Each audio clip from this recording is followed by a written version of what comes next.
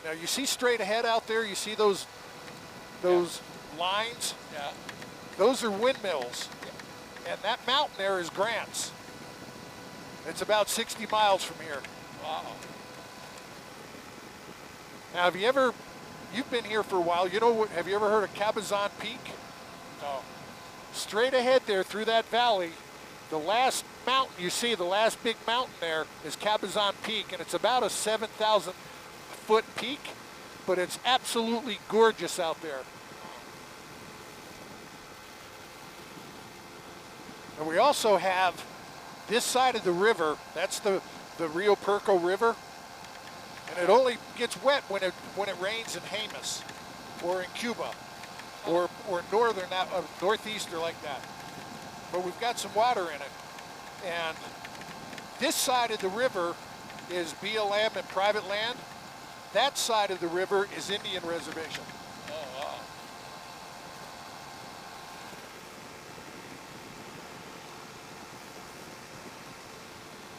Who uses these roads down there? Just ranchers or people that can find their way out here that want to go shooting their guns or that. But this is ranchers' roads. Nice.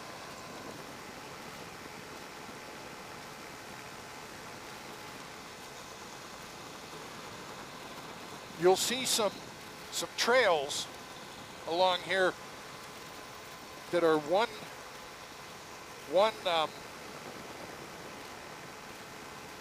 I think that's one there. This is a road. This is a regular road that they use, but no, that's not one. I'm trying to show you where the cattle go from, travel back and forth. And sometimes they use those roads, but most of the time they make their own little road, and it's a path, and they just follow that path to the water or to graze or whatever.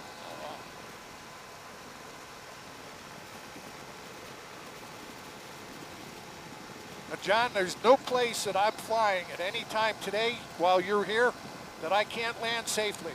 Oh, good. Okay? Yeah. You feel it get colder right here? Yeah. Got a little colder. Yeah. That's the inversion. It's called an inversion.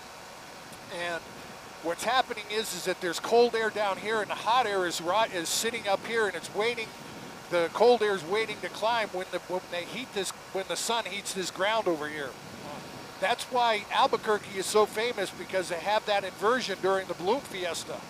It's a phenomenon that happens here, and that's why the balloons can come up and then go in different directions. It's because they fly that inversion. I see.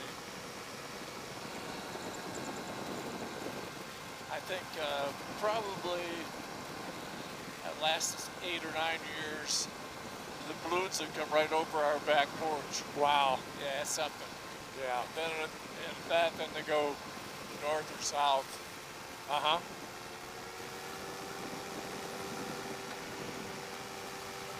Look at this picture here with that.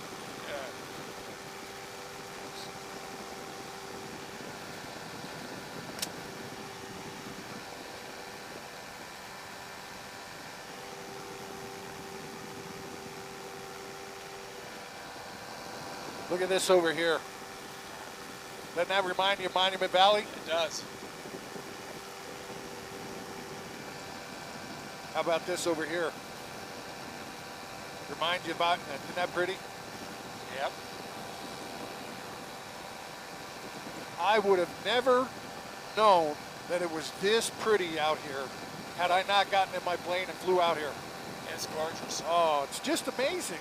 It's just amazing. Yeah, you wonder how it all developed. I Right. guess the Ice Age. Yes. Or how it stays. How lucky we are to still have it. Without building on it and houses and.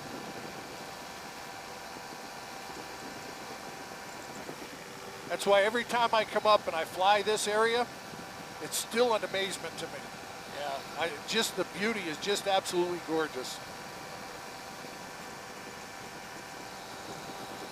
It sure is. Huh. And seeing it at sunrise, Yeah. It's even better because we get that sun shining on it like this at night.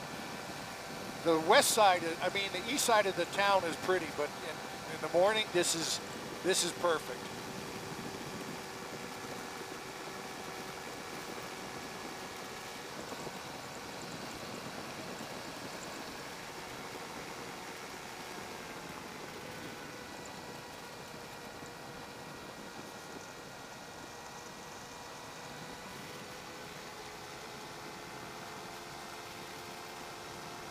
It looks like mud down there.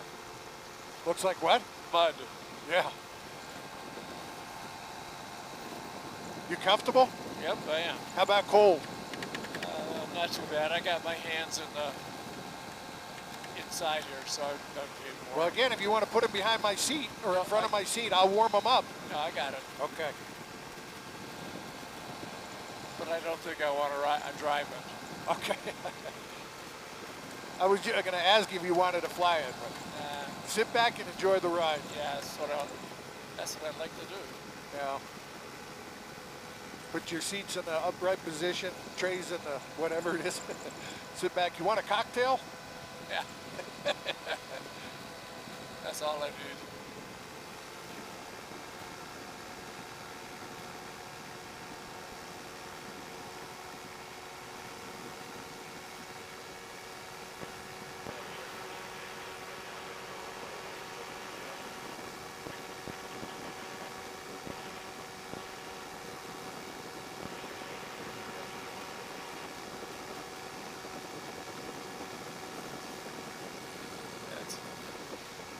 That's really something right there. Isn't it?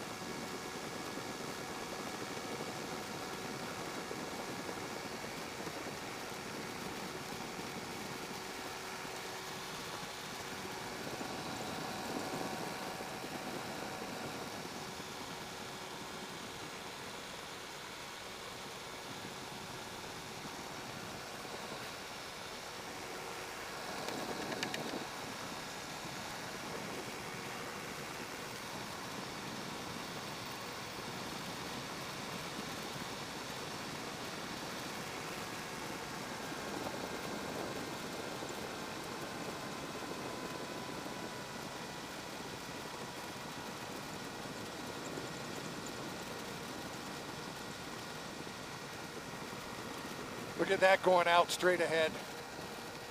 Just gorgeous. Oh, it is. Did you feel it get cold again? Yeah, it's a little cold. But... Yeah. We just came down a little bit and it got cold again. Yeah. I wanted you to get a picture of these rocks here, this formation here on the video.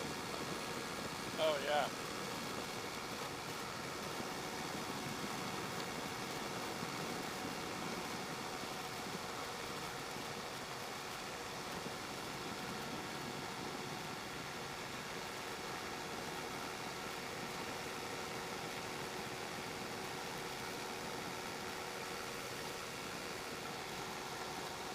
You comfortable?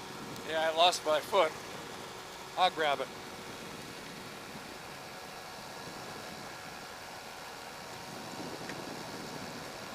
Good? Yeah. Okay.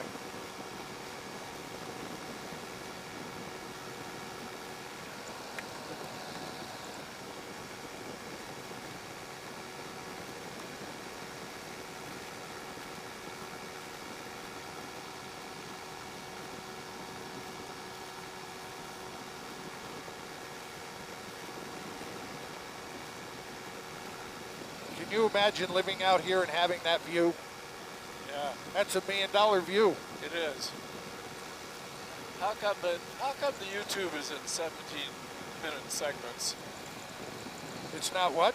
17-minute segments. I don't know. Have you noticed that with yours? No, I've never done it before. It's 17 minutes. Yeah. I don't know why. I think it's because of the reset or something, but it does do that. I noticed that. I don't know why though.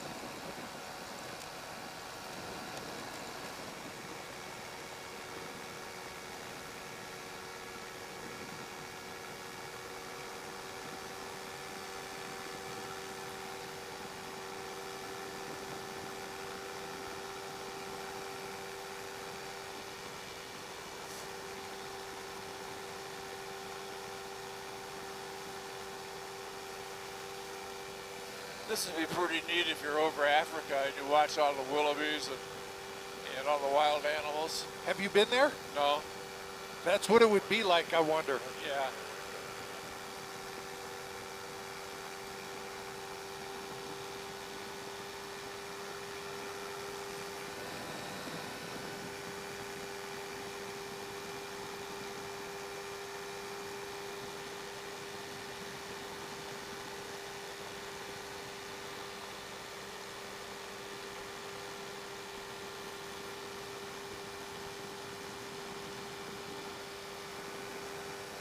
Oh, this is pretty amazing. I'm glad you like it, John. Yeah, you know, it's all the things I've done. This is really, I think, probably the best. I told you that, didn't I? Yeah, you did. But I didn't tell you because I'm bragging. I tell you because all the other people that have flown balloons, flown gliders, flown that have said, this is just amazing. Yeah, when I did the hot air balloon, went from Palm Springs to India. Oh, really? Yeah, it was a nice trip. Yeah. How long of a trip was that? It was about an hour plus. Wow. It was kind of neat because we weren't very high, and you could read the street signs. Yeah, really? Yeah, and the small planes were above us. Isn't it amazing how when you're flying over, you can hear the dogs bark? Yep. And the people talking? Yep. They wave to you and yell at you? Yep. And that's really neat. It really is. When you can read the street signs, but I can't. I thought we weren't. I don't know how high we really were, but wasn't too bad. There was just two of us in the balloon that day. In the glider, it was maybe 20 miles north of Phoenix. Is that where you went? Yeah. And then the Warbird was over Florence, Arizona. Okay. And then the B-17 was here. Yeah. Well, you know, they have those guys out in Moriarty. They have a big glider area. In fact, Moriarty is world known for being a great glider place. And there's guys that take off from Moriarty and they fly up to Colorado in a glider and back in a day. And never stop, never land. I don't think it, I say this with all sincerity, I don't think that there's those pilots are purists. They know weather, they know flying better than anybody else does. Yeah. Let me show you something here. See this road here? Yeah. What we do, a group of my pilots, buddies that fly with, that I fly with, we've come out here and we've landed on this road, and we park our planes over where the turn is, and we spend the night. We have a campfire, we cook something, bring something to eat, bring a beer or two, and just sit there and camp out, watch the sun. Watch the stars and stuff. It's amazing at night out here, just that far from the city. It's like where you see the Milky Way and everything. Oh, wow. That's what it's like there. I know the glider, it's just the opposite of this. It was so hot in there, that canopy down. Oh, yeah. Yeah. Was it during, oh, you were in Phoenix, right? Yeah. Oh. Yeah. Enough said. Yeah. And we just watched the birds, and we see the birds going into the thermal. That's where we went. That's where they go. Yeah. That's where they use that as a cheat. Oh, there's some birds there. They're circling. There's a thermal there. Yeah. And go and do it. You know how thermals work? Yeah. Well, when the sun comes up, it heats the ground. And the difference in the color and the terrain and that makes the sun, certain areas of the ground heat up faster than others. And heat rises, and so when heat rises, it's got to be filled in with cold air, and so that's where breezes and all thermal activity is natural, normal. That's how the clouds are formed, and it's a natural part of what we do, or what a part of how we live. And thermals are just like reverse tornadoes. You can't see them, but the hot air rises, and we may hit a few of those when we're going out there, and it'll bump us. And just like in an airplane, when you're up high, you feel sometimes you hit some turbulence. Yep. Can you imagine the turbulence? Because it gets lighter and lighter and lighter as it goes up. Can you imagine what that thermal is like when you're at 35,000 feet? Wow. What it's like down on the ground? Yeah. I think they call that wind shear down when they're that big up top. I think when we took off, the elevation was 1,700 feet, so we got as high as 3,000 feet. In the glider? Yeah. Yeah.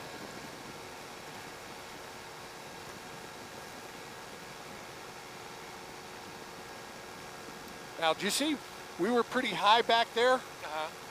I wanted to make sure that we were high enough that we could clear this escarpment. And when we get over this escarpment, we're going to be about 500 feet again. Oh, okay. Now, where do you think well, before I ask that, there's a couple of bumps. Yep. Where part of town do you live in? Northeast. I live up there too. I live it's between Alameda and Wyoming. Okay, I live up on Eubank and Paseo. Oh, okay. That's pretty close. Yeah. Now, all of this out here in front of us with these roads is Rio Rancho. Oh, really? Yeah. Boy, that town has really grown. Oh my gosh.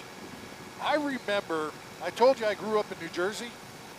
And I remember when I was a kid watching TV, watching commercials on TV, seeing that they had property moved to Rio Rancho. And they were selling lots out here for like $500 a lot. And it was on New York TV. And boy, that's why there's so many New Yorkers up here in Rio Rancho. Yeah, when I first came out west, you would see those signs all over the place. Yeah. And then the cars had those water